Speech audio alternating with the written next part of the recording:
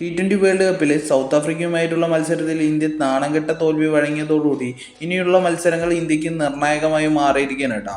ഇങ്ങനെയുള്ള ഒരു തോൽവിക്ക് ഇന്ത്യയുടെ ബാറ്റിംഗ് ഫോർമുല അതൊരു വലിയൊരു കാരണമായി മാറിയിട്ടുണ്ട് എന്നുള്ളത് തെളിയിച്ചിരിക്കുകയാണ്. അതുകൊണ്ട് തന്നെ ഇന്ത്യ ഈ തെറ്റുകൾ തിരുത്തിയിട്ട് അടുത്ത രണ്ട് മത്സരങ്ങൾ വൻപൻ ജയത്തോടു കൂടിയിട്ട് സെമിയിലേക്ക് കടക്കാനുള്ള ഒരു തീരുമാനത്തിൽ വന്നിരിക്കുകയാണ് കേട്ടോ. സൗത്ത് ആഫ്രിക്കയുമായിട്ടുള്ള ഈ ഒരു തോൽവി വഴങ്ങുന്നതിന് മുൻപ് തന്നെ ഇന്ത്യൻ ബാറ്റിംഗ് നിരയിൽ ഇങ്ങനൊരു പിഴവുണ്ട് എന്നുള്ളത് പലരും എടുത്തു പറഞ്ഞിട്ടുണ്ടായിരുന്നു. പക്ഷേ ഇന്ത്യനെ സംബന്ധിച്ചിടത്തോളം ഒരു അഹങ്കാരം എന്നുള്ള നിലയിൽ ഞങ്ങളെ അതൊന്നും ബാധിക്കില്ല എന്നുള്ളൊരു മട്ടായിരുന്നു. പക്ഷെ അത് ബാധിച്ചപ്പോഴായിരുന്നു ഇന്ത്യ എത്രത്തോളം ഇത് ശ്രദ്ധിച്ചിട്ടുണ്ട് എന്ന് മനസ്സിലാകുന്നത് കേട്ടോ.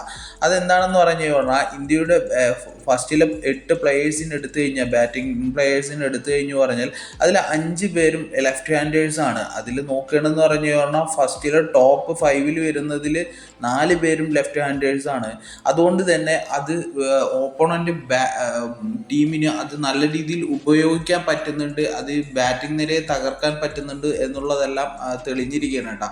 അതുകൊണ്ട് തന്നെ India left right combination playing ലെവലിൽ ആഡ് ചെയ്യാനായിട്ട് പോവാണ്.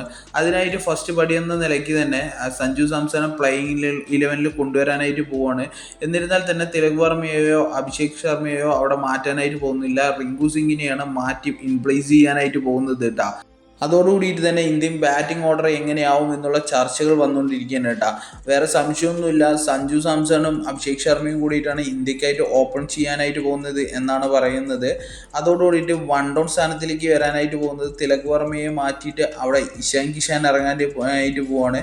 ഇഷാൻ കിഷാൻ ഓൾറെഡി ന്യൂസിലാൻഡുമായിട്ടുള്ള സീരീസിലെല്ലാം 1 ഡൗൺ സ്ഥാനത്ത് കളിച്ചതാണ്. അദ്ദേഹം ആ ഒരു പൊസിഷനിൽ നല്ല രീതിയിൽ ബാറ്റ് വീശിയത് കൊണ്ട് തന്നെ ആ ഒരു പൊസിഷനിൽ കംഫർട്ട് ആവും എന്നുള്ള കാര്യത്തിൽ ഡൗട്ടൊന്നും വേണ്ട.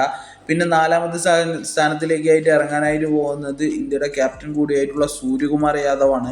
5ാമത്തെ സ്ഥാനത്തിലേക്കായിട്ട് ഇറങ്ങാനായിട്ട് പോകുന്നത് തിലക് വർമ്മയാണ് കേട്ടോ. പിന്നെ അതിനുശേഷം ഇന്ത്യയുടെ ഓൾറൗണ്ടർമാരായിട്ടുള്ള ഹാർദിക് പാണ്ഡ്യ, ശിവൻ ദുബെ, അക്ഷർ പട്ടേലാണ് കേട്ടോ. അക്ഷർ പട്ടേലും വാഷിങ്ടൺ സുന്ദറിൻ്റെ പകരം പ്ലേയിങ് ലെവലിൽ വരും കേട്ടോ. അപ്പോൾ 8ാമത് പൊസിഷൻ വരെ അവിടെ കംഫർട്ട് ആവുന്നതോടുകൂടിയിട്ട് തന്നെ പിന്നെ ബൗളിംഗ് പൊസിഷനാണ്. നിലവിലെ ബോളിംഗ് പൊസിഷൻസിലൊന്നും മാറ്റങ്ങൾ ഉണ്ടാവാനുള്ള ചാൻസ് ഇല്ല. സൗത്ത് ആഫ്രിക്കയുമായിട്ടുള്ള പിഴവുകൾ തിരുത്തി നല്ല രീതിയിലുള്ള ഒരു തിരിച്ചു വരവിനായിട്ടാണ് ഇന്ത്യൻ ടീം കാത്തിരിക്കുന്നത് കേട്ടോ.